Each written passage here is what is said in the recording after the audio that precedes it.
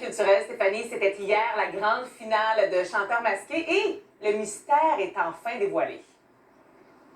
C'est le Cardinal qui a remporté cette grande 5e saison de l'émission. Et de toutes les saisons confondues, c'était celui dont le vote était le plus rapproché, le plus serré.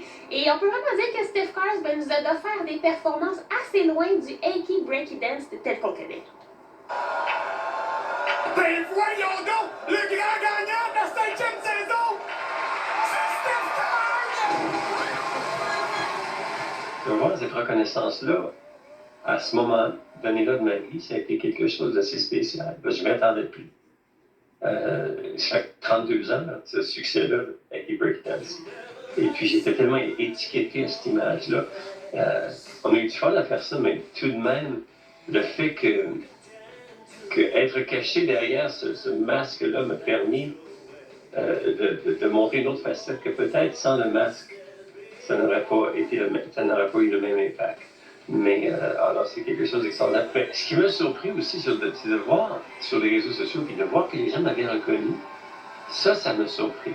Parce que le style est tellement différent. Ça veut dire que ça, c'est le pouvoir des réseaux sociaux. Hein, parce qu'ils ça veut dire qu'ils me suivent depuis toutes ces années-là. Donc, ils voient un peu le travail que j'ai fait. Ils reconnaissent. Parce que j'ai fait beaucoup de pièces. On a fait un show sur PBS. Il y avait des pièces d'opéra.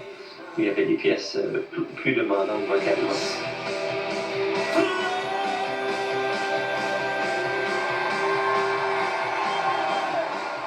Je pensais vraiment, écoute, après 32 ans, je me disais, ben je sais pas, ça vaut la peine de faire le show. Je pense pas que les gens vont se rappeler après 32 ans, mais là, j'étais dans les rares. Complètement.